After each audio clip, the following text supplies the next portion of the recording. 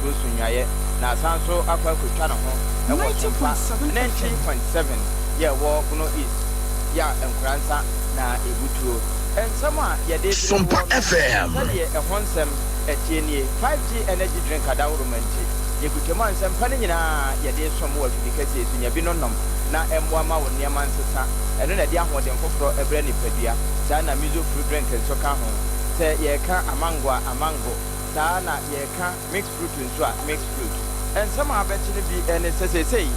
Bauxite mining, Yanyasha, Jena, a hempa and a walk in a hinny, Ghana, heya, Yampin for, at me, upper Hontama, a Honsem, ye day every war. Kumasi US ambassador wakwa kutwa homamna wode asofra na asanso from ninyina denya the art maternal and child center we no said the hill companoche na ensemi ye de somo afi ye nya o father ye besanso edwapo ma meteriza fufu abamu afano na ye katenachi akirensem said ye setie ye nyina ye tie sompa wonom editudwa ne afofra ka ho eno nini nuanom ne aboa no se anyimre no nchen kase ebo a ye de som wo cha nse kase no kugwa veronica jando wo madawroma wo makuku ne kama pa eba ne sa no so ye de ma ya grace e wo MCR ho wonom de adom no eto so ena systematic DJ ne dom papa tos wo mo so biem sa ama ye de ama ye tie kwa wo bo akirichiri ne abente sei eba se yentie na yenhwe TV a Sompa no wiase nyina ya Ghana ka ho wo mu yi kasafidi a wo de mmra ene hyehyɛ papa no ɛyɛ adwuma na ɛmfa efini nkeka bia ma no won mu yi Sompa ka ho kasafidi ni kasafudi edunwɔtwe ɛwɔ man mu ya ka nyina daba ya ɛno sa na digital audio broadcast bia na bia se duru ho ana enduru ho wo de bɔ ka mu ana wona mahaba mu a na wasɔ o like esiso etimi charge Sompa FM Sompa ni radio aka na ye papa o ba bia wo bia anwumre edi ameje so e ya japia apamdada mene aba akua boachewa asempa etia afi yenye bre na ensem no ye tutu ne sre ene abasa emfa mawo Ghana Integrated Aluminium Development na efe omo dia dek no na wonomo ese seba for magudie etu ahodo say yes ko wonom ne ade a sei ye boss site no nyina hini de wonom na eba beye ho adwon wa santemantam mu na wo mo chese enche bia wonom ba betu na wo mo ntu nso a eba beboa pa ma man yi yetimi afa tampa fura titru ewa agudie ne ne eka ka ho mu na eno enam so ema pania wona e kwankyerefo a wode madie na no yewura 90.7 FM wakasa ho na wo kyerɛ sɛ sebie kodonto ebribia so sɛ yenyina yetie Sompa no ɛhonkwan na ɛso entaprewa no yetimi edie nti wɔnom nso de ede hyepa na eba betu agudie no adomaboa sɛ ɔman yi ebenya ne mfasoɔ na adwumaku a eba bɛyɛ ho adwuma so wɔno nso benya ne mfasoɔ na kyerɛ sɛ ayɛ win-win situation. Historically, we estimated that we had in the region of about 250 million metric tons of bauxite in the three hills we're talking about, that's hills 4, 5, and 6. Following the work that we've done now, we've been able to establish that we have a minimum of 375 million tons of bauxite in those three hills. 375, so a 50% appreciation. The other side of this is having put that whole reports together and identify the resource that we have. The next stages would be how we continue to develop it into a fully bankable project. We've done the development of all the project agreements relating to this. We're finalizing all of that. We're going to be establishing a joint venture company that will be owned by the partners, as in Rockshaw and Iadek.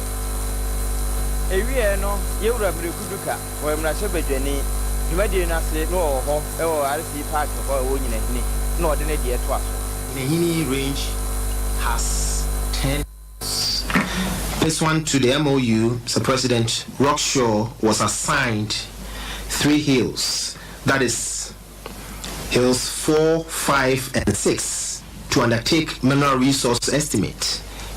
in these areas. The purpose of the MRE was to assess the quantity and quality of bauxite resources available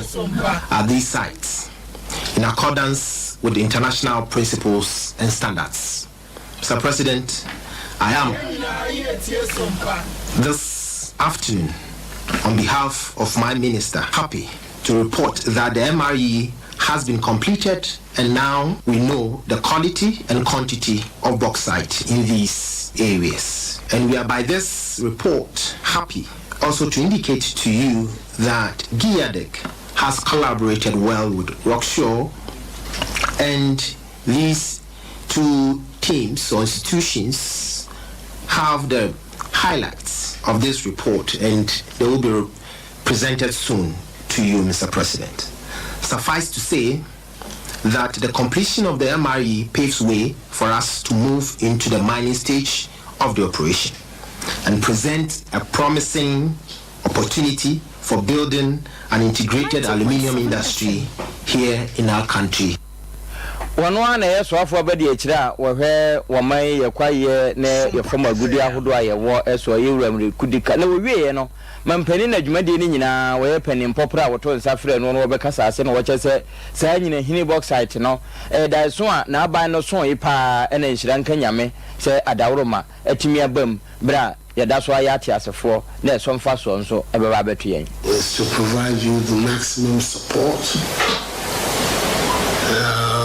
that you need to make sure that this whole thing becomes a reality. I think that if we're able to do that, it would justify completely our thinking, the whole GIADEC concept, that we would find a state vehicle that would bring together all the bauxite resources of the country under one roof, and therefore strengthen the hand of that entity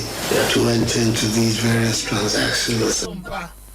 You know, hit me bauxite, GIADEC for one more baby, Huajumano, and I say Ghana Mampeni or Chima PSA, Bema Boada. Watch say a na by no ni so ade hono ne botae no na nhira nkanyame say abam nso US abrochime mo na mo senior Ghana ha say Her Excellency Virginia Palmer Abegina United States Agency for International Development USAID anamu abesibia ye kesie bi pa ya wo hwe ne mu se bebo se de be ya ema kwa wo so a o mo betumi awa form ho afa wo mo emma ma mi de sansemo ni na tudwa wa brode sono ebo fom ewo Kumase asante mantemu ya wo kyere mu se wo hwe ni mu se sabia yen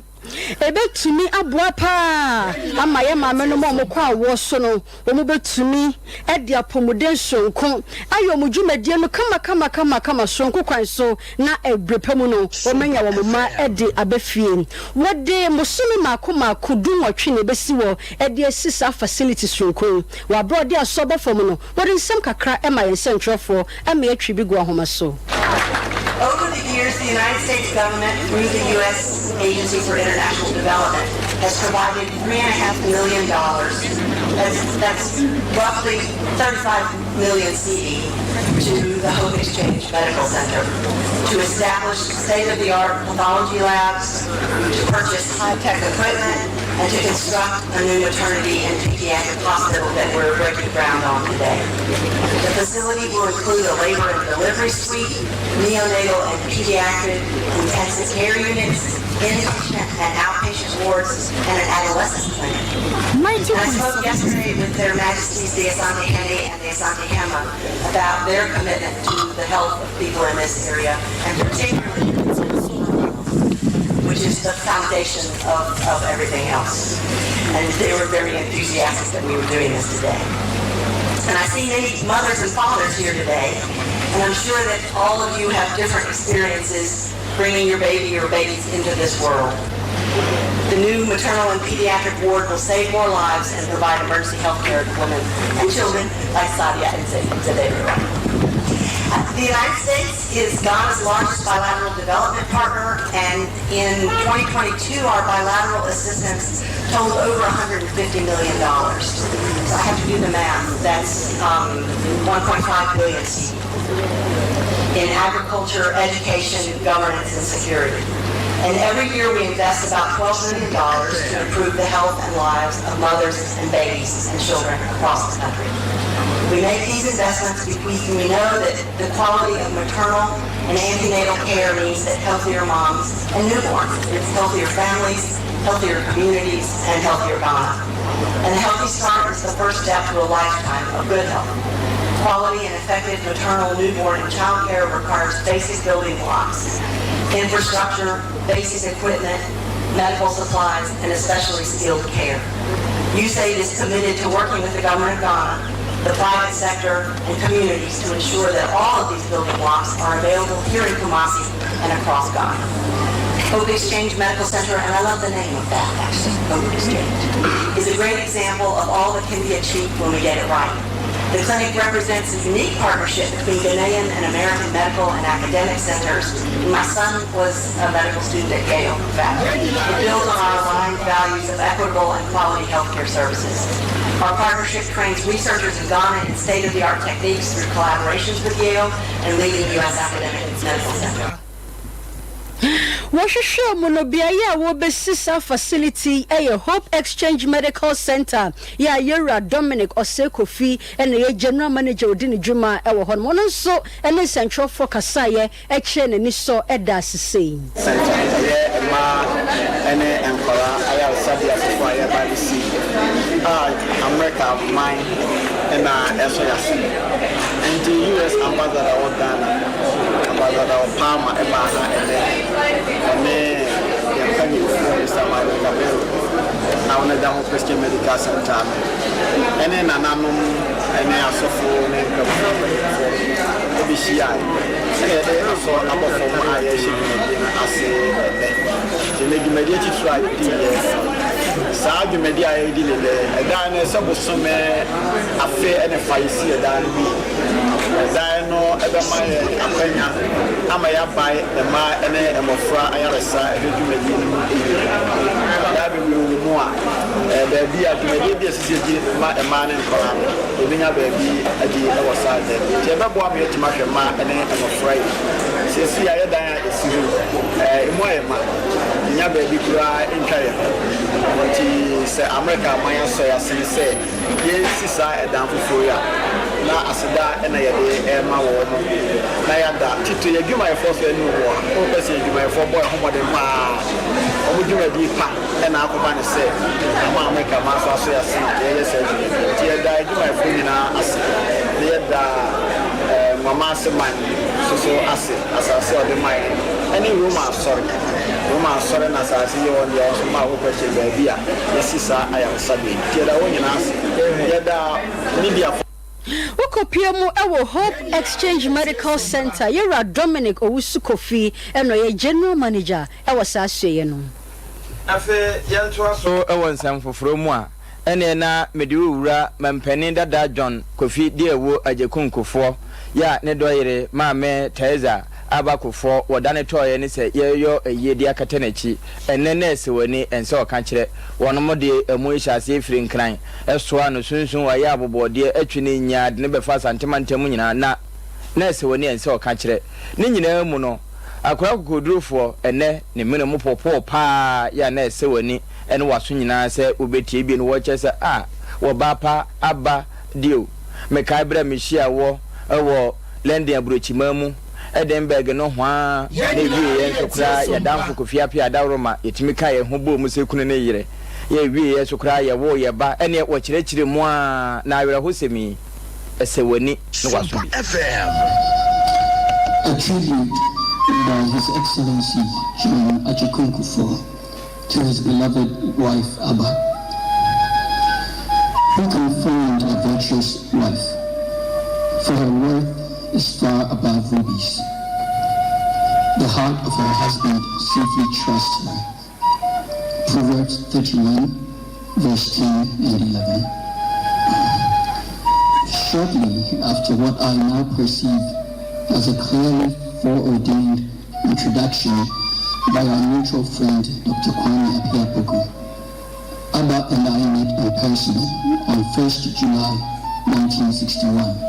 At a ball at Battersea Town Hall in London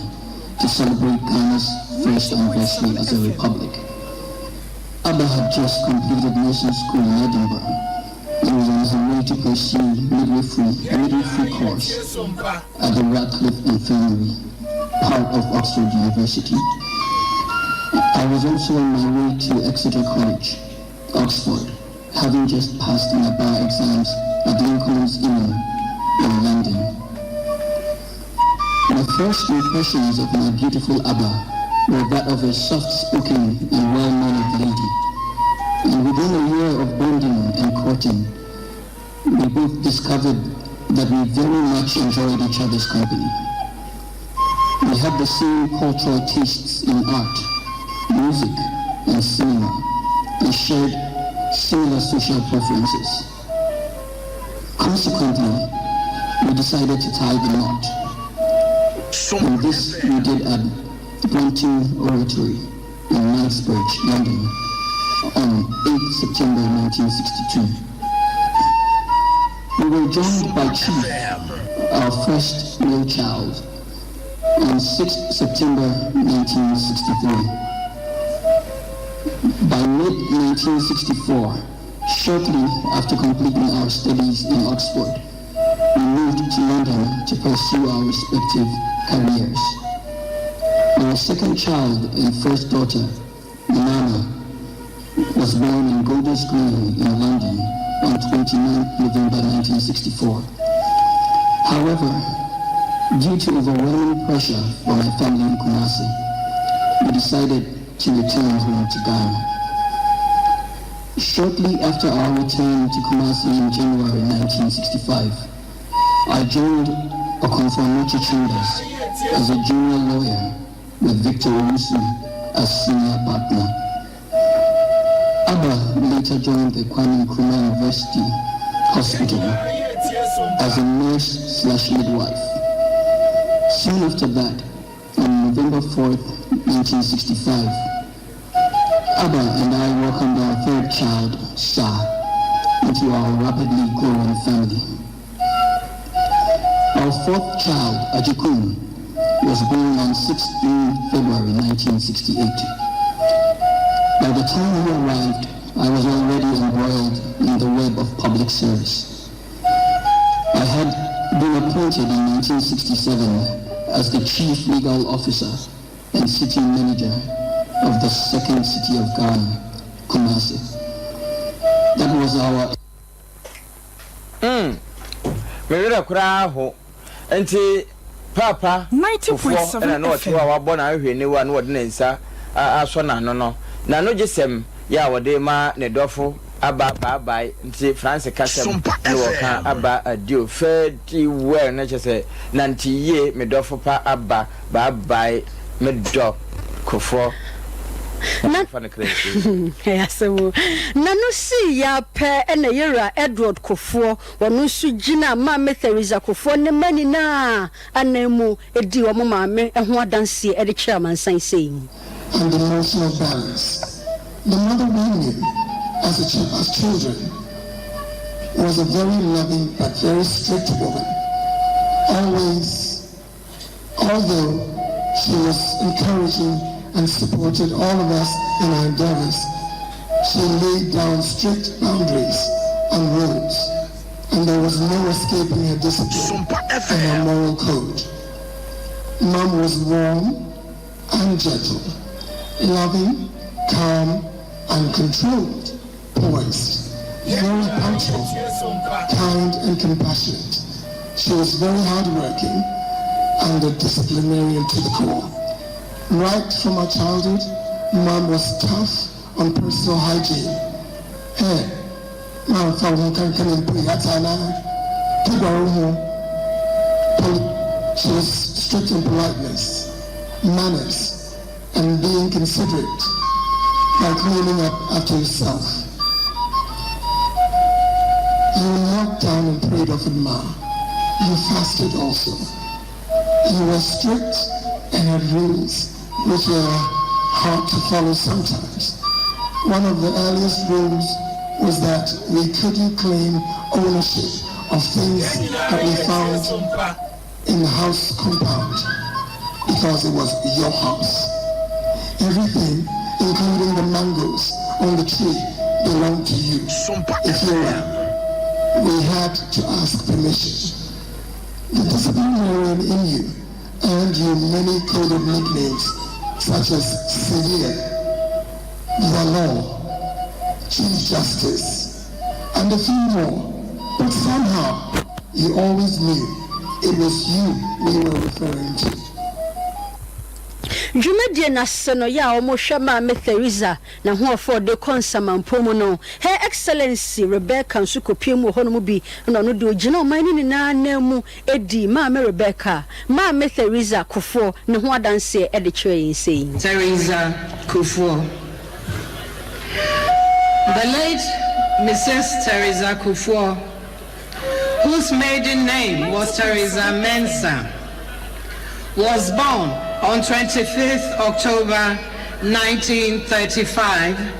to Mr. and Mrs. Samuel Kwabena Mensah at Wenchi in the Brong-Ahafo region, now the Bono region. Her father was an accomplished businessman who owned a number of retail shops, whilst her mother was a homemaker. The late Mrs. Kufo is known, among other things, for her expertise in nursing management and administration. Education was indispensable in her journey to become a great asset in the field of nursing, specifically midwifery.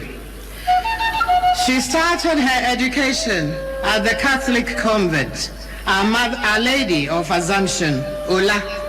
at the Keta in the Volta region, which enabled her to become fluent in Ewe. She later studied in Edinburgh, Scotland, as a registered general nurse in the Southern Hospital Group of Nursing. As a go-getter and someone full of passion for the nursing profession, Mrs. Kufo pursued further studies at Radcliffe Infirmary in Oxford and the Paddington General Hospital in London, becoming a state-certified midwife with a certificate in premature nursing. With a demonstrated high level of knowledge, hard work, commitment, and passion, the late Mrs. Kufo rose through the ranks of her profession and at a point became the administrator at the Royal College of Nursing in London. She met the man who subsequently became the love of her life, John Ajekun Kufo, in Oxford, with both of them pursuing further studies in the United Kingdom. On 8 September 1962, they got married and were blessed in their 62 years of their great marriage with 5 children, the first 3 coming in the first 3 years of marriage. Yaman penye who can Her Excellency Mama Rebecca wono eno fru simpie ni apa no odi Mama Theresa Kufo wonya ne baby kono ho adanse eno kre na de asefem pa ne se wode na mpete se ekọ ensedu nyame fa na kra ensie yie na eno da enhyiamude bi ko so won kran mantan no mu ya na wonu me enim mra wa ben wo mra mu wo mo ne posisa dom no ene di ehia ere nam so ema me Getri Saki Tokono ya ono na ye penimpa wo ya ban lawyer pen Chief Justice e kan asem bi de kire Ghana nyina se yewura akufu dampare IGP adwumaso na wo bo no ene wo nyina hunu na aso nyina nso ate na ya ehye ne nkuran se papa wote se wotimi abom moden ama namoyo ninidie aba posisa don no mu sada na wono nso aba so obeduma boa ama ateni adwuma no nso aya akono na aya krabehwe. I must say that I have found your leadership of the police extremely inspirational. I think it's only a very blind person who would not have noticed how much you have achieved in such a short time to rebrand the image of the police, to reinforce what we ought to have known from the beginning, that the police is a source of integrity, is a source of protection, is a source of help rather than a source of destruction. Your institution and my institution have suffered the same fate in an apparent lack of trust from the society. And watch us say we her post is that don't adwuma wo mo popa enkanka ne mmara kwan so ye bebo amatimamufo ehu wo mo benkum de afiri wo mo nifamu a ya na eyadenya kese edema no na wie no na yewura akufu jampare police sadon no pani ade tudwa say wono mo say police sadon no wo maye krado say wone ateni adwuma ku no beka bompa aye adwuma bebo amagana enima banyam. The recent times we at the administration now, we've come to one realization that we need two important things to make the difference we want to make of becoming the best institution in the country and a reference point for the rest of Africa and beyond. And those two things, we think that it's a sense of guilt and a sense of shame. When we have these two senses, it means that it helps us to know the things that we are doing right and the things that we are doing wrong. And then with a sense of guilt, knowing that what we have done is wrong, and with shame associated with it, we may be mindful not repeating it next time. And it will take only the people we serve to draw our attention to these things. And when our attention are drawn to them, then we'll be in a position to learn from them. Akufu Dampare, Ghana Post Sadon Penny, and then at Yabra, when a judicial service in Penning for no Ediasia, a one crime. National Media Commission Eden Crater be abattoir bonting, we cried the Sanso Aya Kokoboya, which you say. TV station Makuma Kuba Buru Dunum, and away a decode and a swam, and your man San Fatankwa, and Umuyi, a TV no song, was Sanso de Kahubium say. We know Aya Kokobobiana next time, one more and Yanisa. What was so about TV stations, Nibby, at the Kahu say, and you man now one more yano, a toda, a yan bre no any we are get the buy na blue film but sama goodie no mu yi e TV no so anya no ko fake lotto any sikadro hunoma na ya wo mo eye wo so ne senti National Media Commission no any National Communications Authority na kabom eno wo mahwehwe mu a aya boko eyisa enkrofo no sisi ade akoya kokobo na so bia na da bia de akire no so moto so yesa ade na wo mo enya ne sa na ye asotwe akese pa ene bedi akire ade abam wasan so de kokobo ekoma TV station bi ya Captain Smart ewo honom esan de kan hubie mu se enuma basa no ye wo honom ene wokasa ne boso ensem bia wokan ye nanu adam editor chief of the defense staff ene commanders ya mo Ghana Armed Forces no sinkebe ya won twi ne ho emfi ho anya sa de bedi akire no enya papa. What a can we say no ma yano a dangerous ye chese ehupa ne krakramun so a sanso a unprofessional we a cratebia National Media Commission and the National Communications Authority NCA eka bom ekuchire edebasum yen si endani echire enfama yetiefo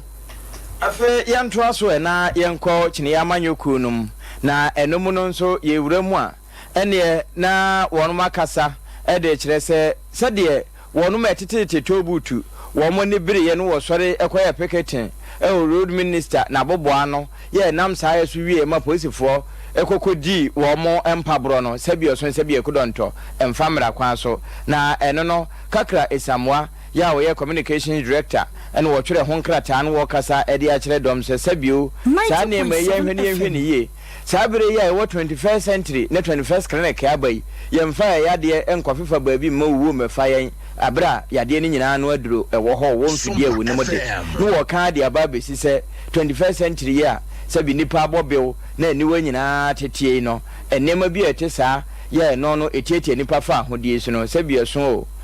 Ghana mampani akufuado na abanye so no kama ye se wo mu tietie nipa fa ahodie so pa na sansemi ho no na adaworoma ye boye hompem se ye ne panimpa de ekoso nyina wo mo enedi animu wo mo twetwene sere ne abasa edi djuma Rashid Mohammed akwakodi nkomo ni ebusa se de wonu mu kan no wonyina so pa ne se na picketing no sabio akwakosi sen nanso ye bo ne puno mu nyina no wo mo koye picketing ewo minister aboboa no ne phone kura kolo ama se battery kura kwa empty ye fire no no wasi ye yakame 1% po mesremo ene ye mo nkate na nsa na eduru ho amafre eduru ho ye fire no ano wogina so saa na eye the number you have dialed is off nche se dum nanso ni nyina mu no ye bekọ so aboponom se yensa ebetimi aka no na daache kase ebom nso no ye de naba ye di nkomo ene ye nto so ani enko nsefufuru mu Ghana Union of Traders Association ayetwa ne tia efrenu guta mpanyifo wokuo yi mu ekirem se nanu adan budget ya finance minister abani pia ne tikoso mekenkan no wo mo edi aban ho ya wankasa woto aso edi kirem se mpanyifo mpo ba wo mo na so ebebisa wo mo adwenkyere de mo fanka ho ene de wo mo nyifrim no mo adwenkyere wo mo kyere ye no finance minister bekenkan budget no na enim wo kirema enyimako hodo bebre na ebre esa ne se enuma nsesa ye ahokyere da so wom wo ha mo tonton spare part na wo mo hugusu a kyere wo mo bɔ aban nanso wo mo hyere hu sakraye bia ya wa ye president edemaguta kue Dr. Joseph Obewono enegina kunu anemu ene ye twetwe nkomo. Our demands are not met, especially in the trading community. But admittedly, some segments of the business community have gotten some reliefs, and these reliefs are also very positive. When you look at a relief for agric machinery, relief on raw materials for pharmaceuticals, relief for African print, those of electric cars and all that, these are all positive, but they are in the minority. If you look at the general cost of doing business in this country and what we were seeking, then of course I would say that the status quo remains. The cost of clearance at the ports and all that, everything still remains. The high rate of taxes that we are made to pay, the number of taxes that have been imposed on us, all of these are not addressed. Though just a fraction or segment that have been gotten the relief, but on the broader scale, I must say the status quo remains the same. And most companies are going to fall because at this stage, we don't know what to do because we demanded that the COVID levy should be removed. It's a nuisance tax. There's nothing a nuisance than the COVID levy. It came to solve a specific purpose and it's out of the table. It should be taken out of the table. It's as simple as that. But we also know that some funds also came. And then we also know that the COVID the pandemic came to destroy businesses. Have you also taken that into consideration? And that the pandemic that has come to destroy businesses, we impose levies on it. There's no precedent anywhere in the world. Do you have any precedent? And those countries, do they not have incur costs in combating the pandemic? No. We have to weigh and set the issues properly and then know that whether we are being treated fairly. Special import levy is still on the table after it has been introduced, also on the same reason that we have a special problem and that the business community should allow, and that after the sunset. That was introduced by the previous government. If we do this, it means that the business community is not going to have confidence and trust in leadership. Because you can't say that something is for temporary, then become tax in perpetuity. Where businesses are collapsing, where businesses have so been overtaxed. It is not fair. Now we don't have any reliefs, and the natural thing is to pass on the cost to the consuming public. But how are we even going to do that? Where the consumers are also being eaten away with their purchasing power by the effects of the inflation. How are they going to even absorb this cost? And so all that we will be doing is that we can't even pass the cost, and then we lose our capital. This is what is going to happen. Look at the VAT as it is structured. There's no fairness in this VAT. The structure, one tax system that has three forms. Nipo kasa ye eye guta penyipa wada ekuo no anabusuan nyina we so na yenje aboafo nkrato embrase ye ba ye be kopie mu ewe proye mantemu asrafo bi o man tia o mka ye bo mo pa so mo koye adwuma no wo mo de adane koro no ye kwaba sisia.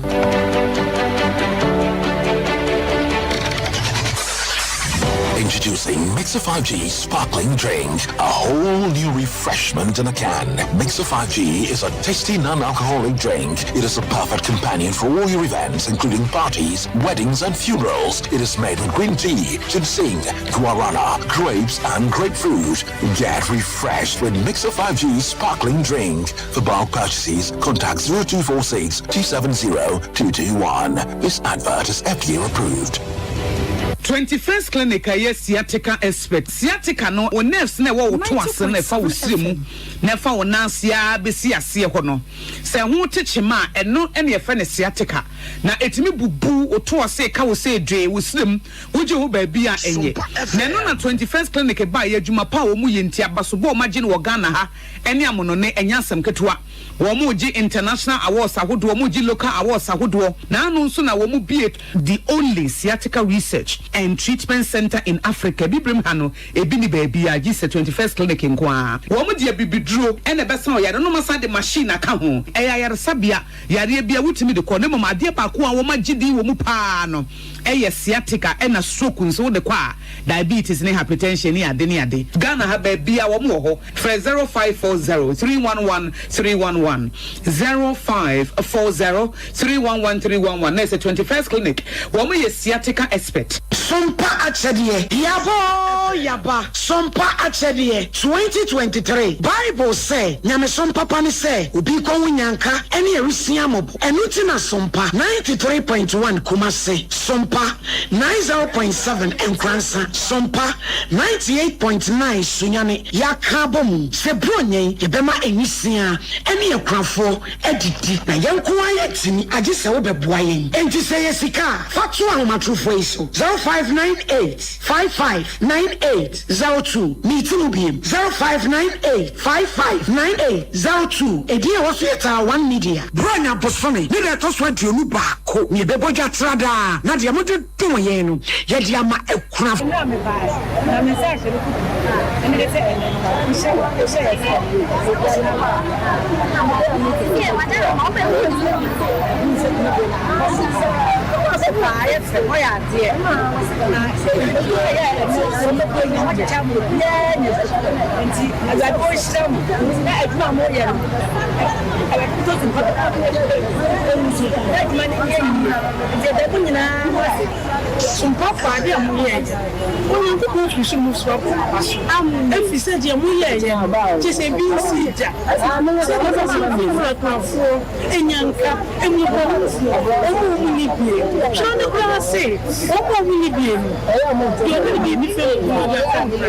and so money man everybody wants shram Bible see who perform everybody will be shram some who perform everybody shram one mo kese apapam so be mo kese ba amen na yesika na yentuma so a wobetimi de aba afenso say niema bi anse ye ti say mo ene yanwa so a yebeje mo amu ye bi afie twem no emu adanse de de mo amunnim Sompa achede 2023 abusuafo yafa ye hunhyem na propose prepa obodu ponko mu ye nyankopon obeyiye wiye Sompa achede 2023 ekunafo ene enyanka ne so wo mu bedidi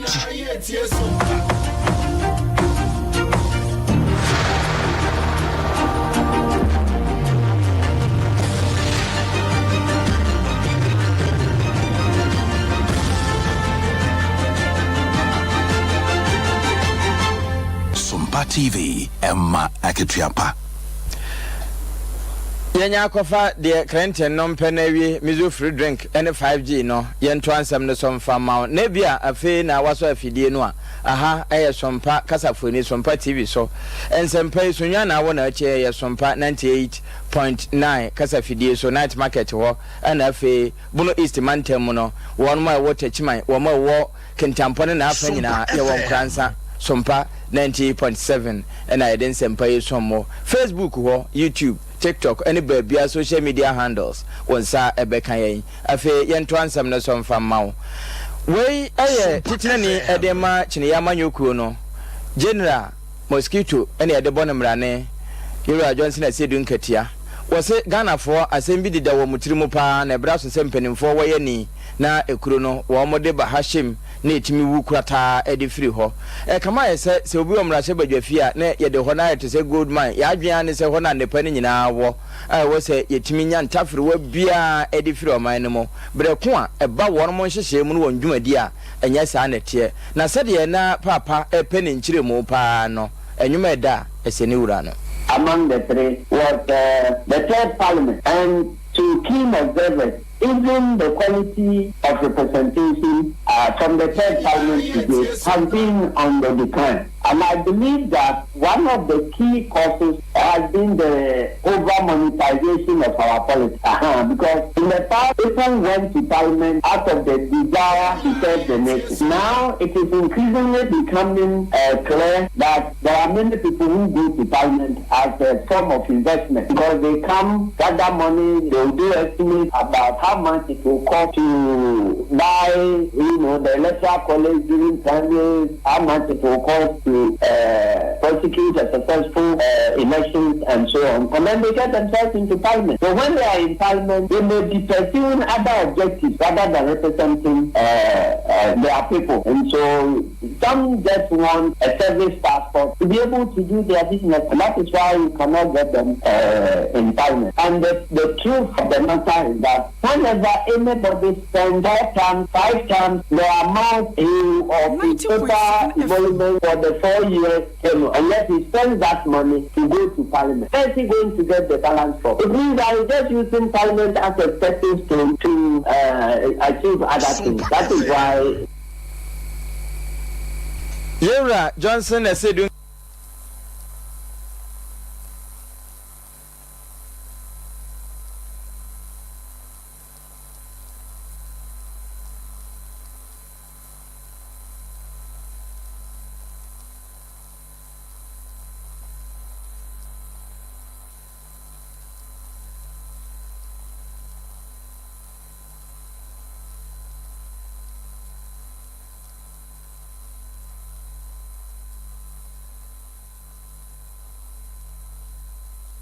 Kantia na nsemi na krono bi ekoso ewo krono mu na we kra de eye asrafo bi abo mo paso mo koye adwumo na mo de koye krono dwumadie no esi be ahomache no miensa wa bra krachi be efra no se oforisapon na ono no gold and wotonton nipa bonfoi eto share no so ekogi ni sika 100,000 Ghana cedis ese hunahuna no edugu so Kobrenya kuna di nsem na chia abesi sabrei yebekọ ne nchi yebisa ne sese no akozi se nempo edin ben na ne saka yensa ka din bi mom ne pese verify ehse din na yensa ka no eye eno anu no am yetete yenso se Koforidua circuit court to be wo mensa akasa nipa bonfuo yepese ehudie akosi ewo yama ne bafo kwabenanya ko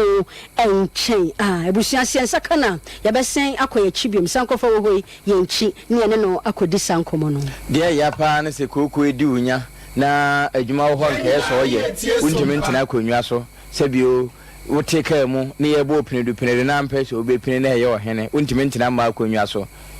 kitchen stew ene wo ya yira 3 cook capsules pebino nom na emwa pa afi yento ansem no so na ye do kwa santema ntem ho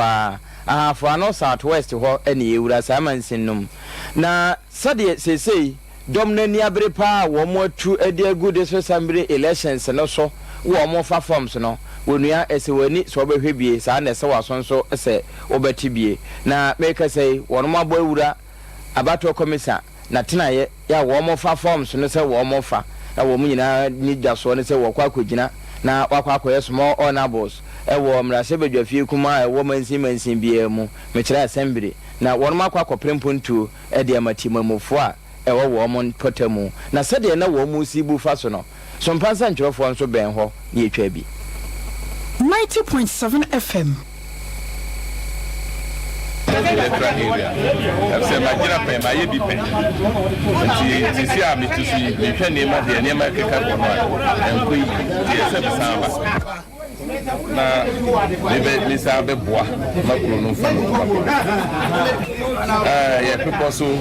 bruni krom electoral area omunime djuma pa maye na mete so no toilet wo wala ben school on to form asisi anema ni nyina gire you need to dia wo ti bi so omuntu aba mame omuntu mame ase na me ba face na me be toilet sa me ba me ma dia kama ni amdasi oni twase kunfiri ba committee ni puntu buri na kaso ya sifu da ya busa ama kare ni ama be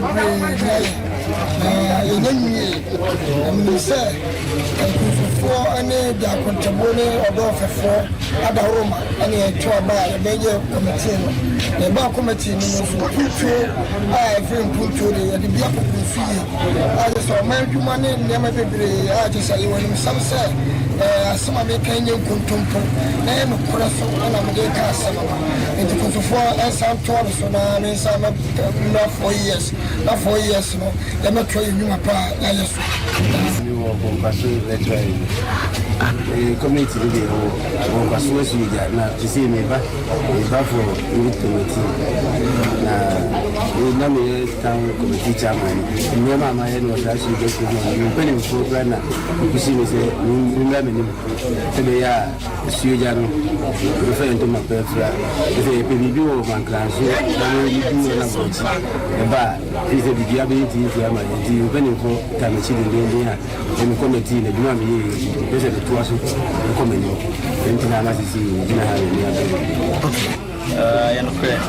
Committing the Mother, but Snamimo, Mancam, I see me through and say, everyone's my better be 2 Manca Sentinel. The same Sabbath better to my brother committing on the Mancosu. And then Swami so said, committing the Sabbath. Oh, never did answer you will see a challenge. And now, all of this will be and Sessa Bassa. It is what you said. Did you know trouble man? There's a ball of beer, Mobu, which is a beer, a winyan. There's a Nassam and Bishia. Then your dad did a season. Ama, Rajmati. If you chill blue and soon you never be a sebi. Before if you go to jail, and said, yeah, not here to Empuntu a won be prama wo mpote montino small honorable assembly members a Ahafano Southwest district no won matchu wonti and ate say wo motu wonu mutuo bankraso ene na afa Ghana by any cocoa board esijina ebisa wo mo beboa ama kokoo ayedua e wo yeman mu no akuafo modi se adwuma no ehu kokoo ne so mfaso nti afri ase ya wo konkrokro esrasra kokoo akuafo no e kan samde edugo mutirim se de be ya adwuma wo mo ya no wo mo behu se ya business kese pa Yira Rahim ni koi kote wono energy na cocoa board wanemu any kokoo akuafo ne yen central fo ni binso e kasaye in Carrier District Office, the Cocoa Health and Extension. Yetimi akukọ nkrono akukọ nkro ayaye treatment was in Asia ekwafo yaye mini rally Asia omoama omoati kokọ dwumadi no ase sisi ampo ameno kase ekwafo na ade chi ade sen omuba office sisi ano ompeso mutwo mukoko sasaboyare enu nti sa dwumadi no ama ekwafo no ho kika ewo kokọ rehabilitation dwumadi no ekomkan omati asie omoye yenso ye bo mu echi dom ye bo mu ma omukoko no mu ye ni ye na emebia nso no ye hye mu a ye ma omuti dwumadi no se de ayesi pe no ye mpewudi site enti ekwafo no munsa enko ifu no omundudum ye dom no nso no koko board say so wasene ese etuawo enti udowefu ni ma odisika ebeka ho ama se de be awefu no beka ko ni se si ade ayi business se dia ese ayi business de no ye kan se business na sikidwa nti ekuafo no tse ane ye mo ti asiese koko dan business I was say omunso de omu shim na omu hwe na ye bo omu ma production no enkoso koko ekuafo bebru wo ha na koko board fo ekwatweben wo mo no mo atwetwe sa enkomoi ye wiye na atweben chief farmer yo wo nkontomre ene fence importamu honum na na praku na ono so gina koko ekuafo ni na namu eda koko board fo so ase teye pa ebije kane no obi betwe na fo kwa no mimi benne nipa yenyan start ye kwa ne din bebre na hyase obi ya nse dwumadie no ebekoso san say first no we do afu na o man ni nku be wo de wonu ankasa eba farm ho ni si am ye chief am ekura no ye mama mo ni ana me pese me gu ne ntem o gina me so se do gina me so sabe no ka kire obi a ntenche kire ne de aboa ye pa yo bai wa boy bebre abako bai hu se bai abai obetina na wa maya ye se nyoma ekonyina akoye because bai nse se bebre na aba so and I'm so about in church ne nyamodi afem na me hati koko ye na si ye ama she say that be him fe koko magalam say for the biada because it's the first ne dia nke meka se de mom by see na ye di koko so aba padie enye ya adwen krase beton he say aban pija koko mu pa ma say ye dua koko ye nyason fa so aba ma ye kuafo a nti say de koko ne de e boy pa ya enye ya adwen se jai koko do ne da the penyin so ase so about den se san be break koko ekuafo mo mfensi ere ne mpotemu na gibre ene Sompa ntwofo atwetwe sankomo yi ene ye free mfensi no na eja yetutu de aka e de akwakotwe tutukwakire na fe de aka nso de aka ne ye jabi e wakajabi anyimre me kan form ase Sompa chede na bre ne yaso bo nya boso me de toso de nu ba kon e na chede ne bekoso na sa bre de wonso okakra ya obetime de aka ho ma asipo e de ye hwe wanim enti se ye kuma ase na awo ana se wo sunwane ana won kransa na nyina ba bia Sompa radio ne TV no won ya na wa hwe akira kwan na do di akọ na yefe won bebodin ama yehu se o ka ho bi na enhyira no waye mu fafafo na mom ketwa bia nso ntina ba ifo wi akora mo no 0598559802 0598559802 ya no wapusu sa ahoman na wone terawanfo edinsa woso na fi wapushi bi nso edi atoso na wonso kakra bam na nhyira no waye mu fafafo siatika ne de yemfa ni bronya 21st clinic wom na siatika expert oba abibire mu haya wom nkoa na esi research center enti hwehwe wakira kwan yemfa mfidie hwehwe mu yenhu ya de kon etewo so na yema wadura ebetu ase a ennam paso nka ho se kan ka ho so etimi operation 0540311311 21st ahoma pusuna ene wo mo nkasa ehwe overseas kumase timber market nchen ho a ya ye ne afa radio ben eho kumase nkorabata dome market ho nso eyenkran wono ma ewo boase nyina nkokọ junction ho wonsa ebekan yen afi se yetachiman ya bono easter hinkro sunya kwan so GM bank dandadanum ena nkransa Victory Presby Bank ne hwe ene mu Children's Park nchen ho a na wawura na eja wonso waje odie 5G energy drink mauji enye capital na watimi abeka enintini akukuda ne piankoma no ho ne afro great prekompe eno sa no jensin wom grapefruit wom guarana wom sana green tea ene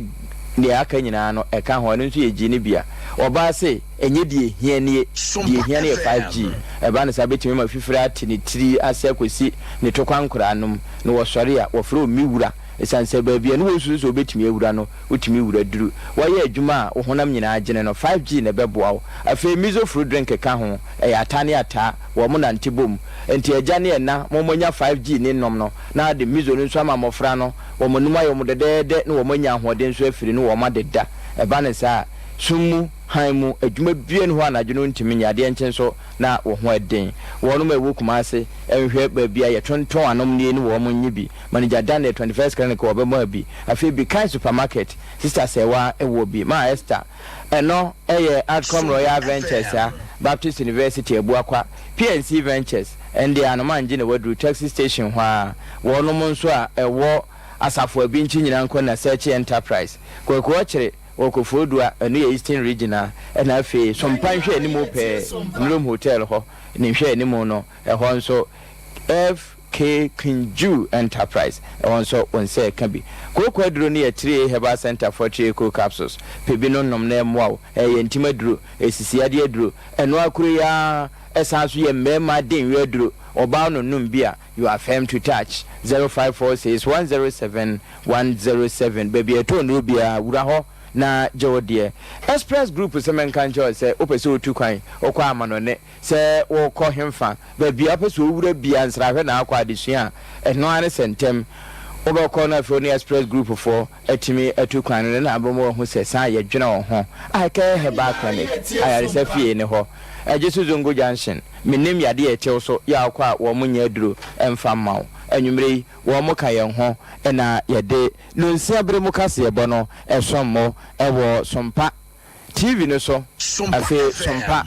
90.7 eno ewo no ma ewo Bono East ene na afa nyina Sompa 93.1 Santimante agiatum ena afi Sompa 98.9 Terra 1 TV any social media handles